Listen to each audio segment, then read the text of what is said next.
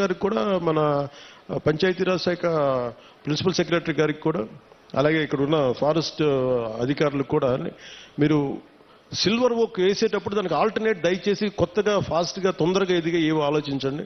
ఖచ్చితంగా 1,00,000 ఎకరాలు కాఫీ సాగు ఉంటే, కాఫీ బోర్డు నిర్ణయించుకుంటే ఖచ్చితంగా దాన్ని మరింత ఆదాయం పెరుగుద్ది, మరింత మనకి యువతకి ఉపాధి అవకాశాలు ఉంటాయి. దీన్ని దృష్టిలో పెట్టుకుని పర్యావరణానికి, ఎందుకంటే ఎసిడిక్ ఎక్కువైపోద్ది, మన ఎసిడిక్ సాయిల్లో ఎసిడిటీ పెరిగిపోద్ది ఈ సిల్వర్ ఓక్ వేస్తే. అది మన నేటివ్ ప్లాంట్ కాదు. అందుకనే పనస కానీ మామిడి కానీ ఇంకా తొందరగా ఎదిగే మొక్కలు ఏమున్నాయి, వీటన్నిటి వృక్షాలు ఏమున్నాయి, వీటిని దృష్టిలో పెట్టుకొని ఖచ్చితంగా కలెక్టర్ గారు అడిగిన ఈ ప్రతిపాదన ముందుకు తీసుకెళ్తాం. ఖచ్చితంగా 1,00,000 ఎకరాల్లో కాఫీ తోటని ముఖ్యమంత్రి గారు తెలియజేశారు. ఖచ్చితంగా దీన్ని సాధిస్తామని మీ అందరికీ తెలియజేసుకుంటాం. సో మీ అందరికీ మరోమారు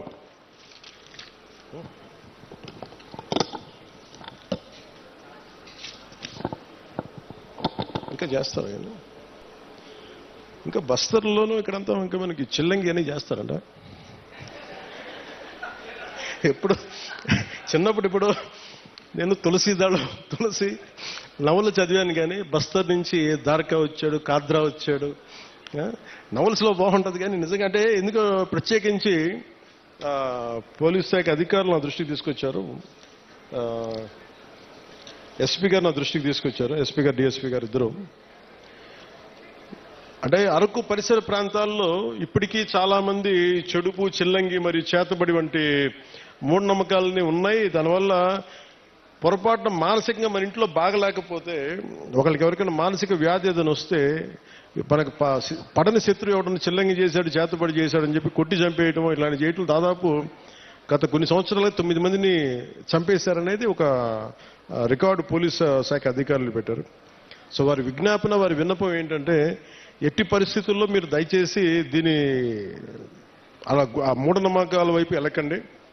ఏదైనా బాగలేకపోతే ఎందుకు బాగలేదు అని దృష్టిలో పెట్టుకొని అట్లా ఆలోచించమని, అందుకని దీనికోసం ప్రత్యేకించి వికాస్ అనే ఒక కార్యక్రమం ప్రారంభించారు.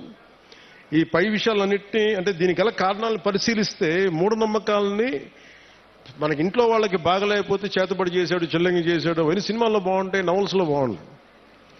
నిజానికి మన మనసుకు మించింది ఏం లేదు.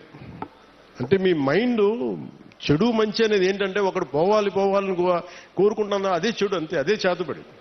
అందుకే ఇలా కాకుండా మీరు ఆలోచించాల్సింది, ఎవడు మన గురించి ఎంత చెడు చేద్దాం అనుకున్నా మనం యాక్సెప్ట్ చేస్తే తప్ప, మనల్ని ఓడించాలి నేను అసెంబ్లీలోకి అడుగు పెట్టం అని చెప్పి ఇంత కంకణం కట్టుకుంటే నువ్వెవడు ఇలాంటి చేతబడులు చేయడానికి? ఇలా చూడండి, మనంటే పట్టణంలో ఎప్పుడు మాట్లాడతారు, అందువల్ల. కానీ మనం ఎలా ఎదుర్కోవాలి? కూర్చొని కొట్టడాలు ఇవన్నీ కాదు. బలంగా, మన మనస్సు బలంగా ఉంటే ఏది పనిచేయదు, మనకి ఏది దుష్టశక్తి మన మీద పనిచేయదు. ఎందుకంటే ఒక్కసారి ఇలాంటి మూఢ విశ్వాసాలని నేను కూర్చోబెట్టి వెంటనే తీసేయమని కష్టం, నేను అర్థం చేసుకోగలను. కానీ వీటికి మించి మీరు ఆలోచించాల్సిందిగా, ముఖ్యంగా యువతకి, ఆడపడుచులకి, మహిళలకి చెప్తున్నా. ఒక తరం అది నమ్మారు, ముందుకు వెళ్ళిపోయారు. తులసి నవల్స్ లాగా బస్తర్ అడవుల నుంచి కొంతమంది వస్తారు, ఇలా చేశారు. ఇవన్నీ పాతకాలం, అన్నీ అయిపోయినాయి. మీకు ఎవరైనా సరే చెడు చెయ్యాలనుకున్నవాడు కూడా మనకి ఎవడు చెడు చేయలేడు. మనం బలంగా ఉంటే మనం ఏదైనా ఎదుర్కోగలం. అందుకని ప్రత్యేకించి వీళ్ళెవరో మనకి చెడు చేశారు, చేతబడి చేశారు, చిల్లంగి చేశారు, వీటికి లోను కాకుండా, ఉద్రేకాలకి లోను కాకుండా, చట్టాన్ని మీ చేతుల్లోకి తీసుకోకుండా, ఇలాంటి జరగకుండా మీరు చూసుకోవాలి. మనస్ఫూర్తిగా నేను మీకు కోరుకుంటా ఉన్నాను. అందుకని వీటన్నిటిని దృష్టిలో పెట్టుకొని అవగాహన కార్యక్రమం, వికాస్ అనే కార్యక్రమాన్ని శ్రీకారం చుట్టారు ఉన్నత పోలీసు అధికారులు. దీంట్లో భాగంగా జిల్లాలోని పోలీసు, రెవెన్యూ, వైద్య, ట్రైబల్ డిపార్ట్మెంట్ మరియు వివిధ రకాల సంస్థలు సంయుక్తంగా గ్రామాల్లో పర్యటించి ఇలాంటి చిల్లంగి కావచ్చు, ఇలాంటి చేతబడుల మీద కావచ్చు అవగాహన కల్పిస్తూ, ఎవరికైనా సరే అనారోగ్య సమస్యలు ఉన్నా, మానసికంగా ఎటువంటి సమస్యలు, దానికి కారణం చిల్లంగి ఇటువంటి చేతబడులే కాదు, వారి యొక్క సమస్యకి పరిష్కార మార్గం హాస్పిటల్స్లో ఉంటుంది. లేదంటే ఏమున్నాయని చెప్పి వాటిని నిజంగా మనం కొంచెం లాజికల్గా ఆలోచించి మెడికల్ పాయింట్ ఆఫ్ వ్యూలో దాన్ని కరెక్ట్ చేయాలని మనస్ఫూర్తిగా పోలీస్ శాఖలు కోరుకున్నాను. మేము ఆంధ్రప్రదేశ్ ప్రభుత్వం, కూటమి ప్రభుత్వం నుంచి మేము కోరుకుంటా ఉన్నాం. అందుకని మీ అందరూ సహకరించి చట్టాలను దయచేసి చేతిలో తీసుకోకండి.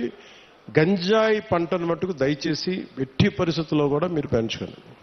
ఎవరన్నా ఉంటే కూడా పోలీసు అధికారులకి మీరు ఇన్ఫర్మేషన్ ఇవ్వండి.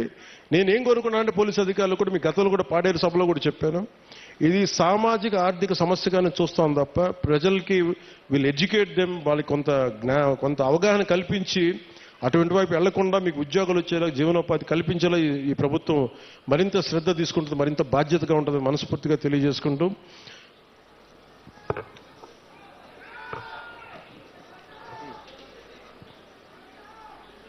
అలాగే అంటే మీతో మాట్లాడుతూ ఉంటే ప్రతి డిపార్ట్మెంట్ నాకు ఒక విజ్ఞాపన ఇస్తుంది, మీరు చెప్పండి మీ వాళ్ళందరికీ.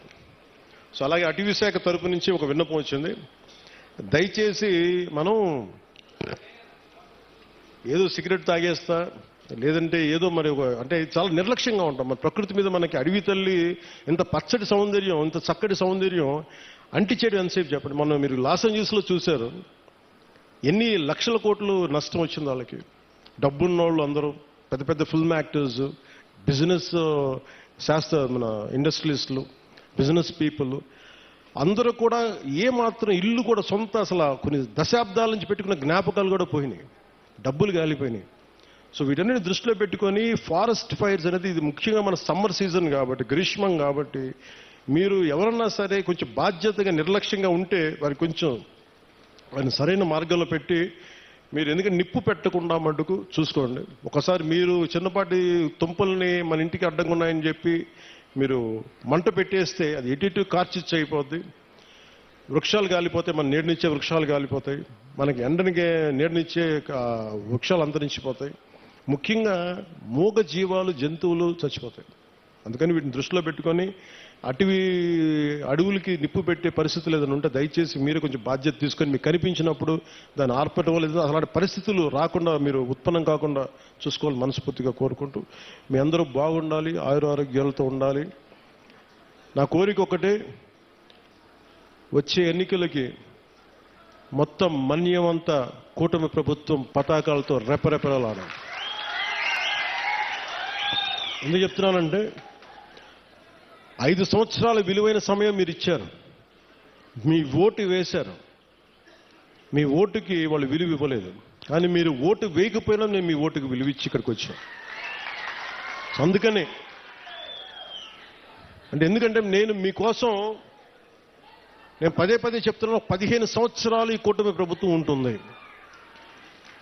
కేంద్రంలో ఎన్డీఏ ప్రభుత్వం, భారతీయ జనతా పార్టీ లీడింగ్ పార్టీగా నరేంద్ర మోదీ గారు ఎలాగైతే చేశారో అంత బలంగా 3 పర్యాయాలు ఉంటే తప్ప మనకి విభజన సమయం నుంచి గత పాలన వరకు ఎంత నలిగిపోయాం అది బయట పడాలి అంటే మాకు ఒక 15 సంవత్సరాల మీ ఆశీస్సులు కావాలి.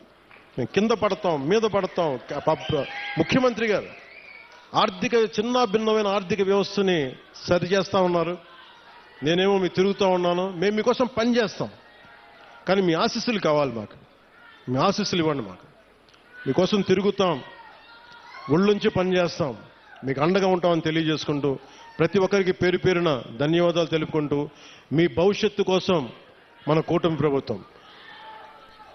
జై హింద్, జై భారత్. హలో మీకు ప్రత్యేక ధన్యవాదాలండి. గౌరవ ఉప ముఖ్యమంత్రి వర్యులు శ్రీయుతులు కొణిదెల పవన్ కళ్యాణ్ గారికి, అందరి హృదయ నేత, ఎంతో జనాభిమానం సంపాదించిన మహానుభావులు, ప్రత్యేక ధన్యవాదాలండి.